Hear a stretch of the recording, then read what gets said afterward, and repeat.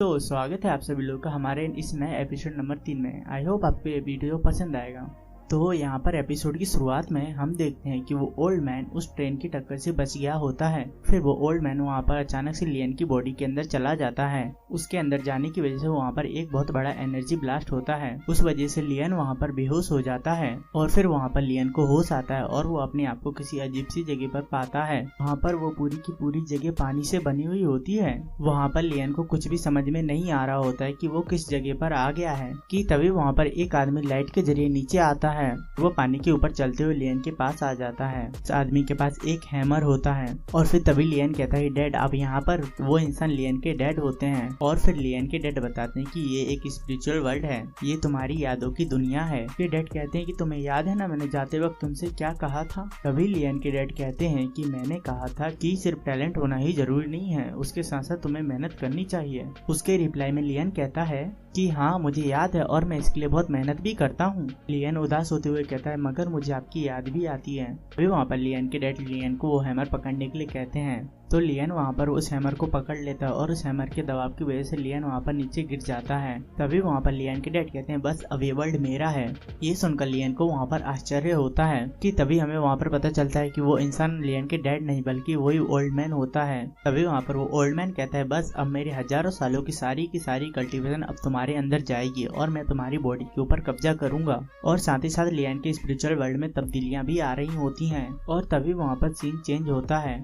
लियन वहाँ पर किसी पुरानी जगह पर आ जाता है। वहाँ पर किसी तरह की ट्रेनिंग चल रही होती है। वहाँ पर वो लोग हैमरिंग कर रहे होते हैं और साथ ही साथ कच्ची मछलियाँ भी खा रहे होते हैं। ये सब कुछ देखकर वहाँ पर लियन को कुछ भी समझ में नहीं आ रहा होता है कि वो अब क्या करे कि तभी वहाँ पर एक पावरफुल वॉरियर आता है जो कि उस जगह का ट्रेनर था। वो वहाँ पर सबसे शक्ति के साथ कहता है कि अगर तुम सबको यहाँ पर ताकतवर बनना है तो मैं जो कहता हूँ वो सब करो और तुम सबको इस ट्रेनिंग में 10,000 बार हैमर को घुमाना होगा और साथ ही साथ 10 बकेट कच्ची फिश खाना होगा और ये सब कुछ तुम्हें डेली करना है। वो वहाँ पर ये सब कुछ कहता है तभी वहाँ पर उसकी नजर लियन के ऊपर जाती है और वो वहाँ पर कहता है ये मिंग तुम ये सब कुछ क्या कर रहे हो, तुम यहाँ पर टाइम पास कर रहे हो, लो जल्दी से इन मछलियों को खाओ। अगर आप सब लोग यहाँ पर कंफ्यूज हो तो मैं आपको बता दूं लियन यहाँ पर यिमिंग की बॉडी के अंदर है और यिमिंग वही ओल्ड मैन है जो कि लियन को उस ट्रेन ट्रैक पर मिला था। तभी लियन उस ट्रेनर के डर की वजह से उस मछली को खा लेता है। वहाँ पर तभी हमें बताया जाता है कि लियन यिमिंग की यादों के अंदर अपनी ट्रेनिंग कर रहा है। उसकी ट्रेनिंग वहाँ पर पहले दिन से शुरू होती है और वहाँ पर कई सालों तक ट्रेनिंग करता है। उसी के साथ वो मार्शल आर्ट में बहुत ज्यादा पावरफुल हो गया था। तभी वहाँ पर उसे पता चलता है कि यिमिंग अपने सेक्ट का पहला इंसान है जिसने की ची पावर की ट्रेनिंग की थी और साथ ही में वो इस दुनिया के 10 सबसे पावरफुल लोगों में से एक है। और इसी के साथ हमें यिमिंग को दिखाया जाता है जो कि वहाँ पर टाइम ट्रेवलिंग करने जा रहा होता है। तभी वहाँ पर उसके डिसाइबल्स उसे रोकने लगते हैं। कहते हैं यंग मास्टर अगर आप यहाँ से चले गए तो हमारा क्या होगा। तभी यिमिंग वहाँ पर कहता है बस अब समय आ चुका है, मुझे यहाँ से जाना होगा, मुझे अपने मन की बात सुननी ही होगी। और यिमिंग वहाँ पर उन सभी लोगों को इग्नोर करते हुए वहाँ पर टाइम मशीन के जरिए टाइम ट्रेवलिंग कर लेता है। तभी हमें वही सीन दिखाया जाता है जहाँ पर यिमिंग उस ट्रेन ट्रैक के ऊपर खड़ा हुआ होता है और लियन वहाँ पर यिमिंग को रोक रहा होता है। इस वजह से यिमिंग के सर में दर्द होने लगता है और वो ट्रेन वहाँ पर यिमिंग को ठोक देती है। तभी हम वहाँ पर देखते हैं कि यिमिंग वहाँ पर लियन के स्पिरिचुअल वर्ल्ड में आ गया होता है और लियन वहाँ पर यिमिंग के उस वर्ल्ड को डिस्ट्रॉय करके बाहर आ गया होता है। तभी हम वहाँ पर देखते हैं कि लियन उस हैमर को उठाकर यिमिंग की तरफ फेंकता है और वह हैमर जाकर उस स्पिरिचुअल ट्री के ऊपर लग जाता है और वो जगह वहाँ पर डिस्ट्रॉय होने लगती है। और तभी वहाँ पर यिमिंग कहता है मैंने यहाँ पर लियन को बहुत ज्यादा कमजोर समझा है मगर अगली बार मैं ऐसा कुछ नहीं समझूंगा और तुम ये सब कुछ भूल जाओगे जो कि आज यहाँ पर हुआ। और यिमिंग वहाँ से चला जाता है। तभी लियन वहाँ पर अचानक से अपने कमरे में उठ जाता है। तभी वहाँ पर वही फ्लाइंग रोबोट आ जाता है जिसने की लियन की जान बचाई थी।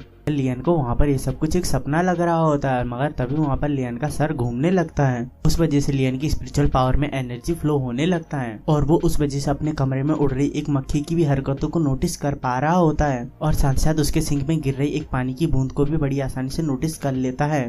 तभी वहाँ पर अचानक से उसे श्याओ का मैसेज आता है। उसी के साथ लियन को याद आता है कि उसे आज श्याओ को वो चीज देनी है जो कि उसे श्याओ ने दी थी। तो लियन जाकर वहाँ पर उस चीज को जल्दी से रिपेयर करने के लिए निकाल लेता है। लियन वहाँ पर कहता है मैं इसे 1 घंटे में ही रिपेयर कर सकता हूँ और वो उस फ्लाइंग रोबोट से 1 घंटे का टाइमर लगाने के लिए कहता है।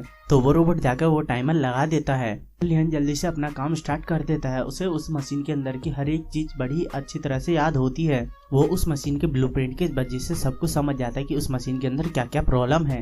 वो वहाँ पर बड़ी ही स्पीड से काम कर रहा होता है। साथ साथ उसने वहाँ पर वो पुर्जा बनाकर रेडी कर दिया होता है और वो उस पुर्जे को उस मशीन में फिट कर देता है और उसी के साथ वो मशीन वहाँ पर कंप्लीट हो जाती है।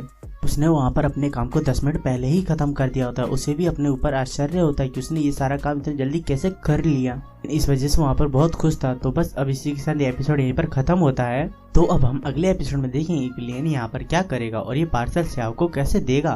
तो मिलते हैं अब नेक्स्ट वीडियो में, तब तक के लिए बाय। और हाँ, मैं इसका अगला एपिसोड कल तक जरूर इस चैनल पर डाल दूंगा, तो उसे भी जाकर चेकआउट कर लेना।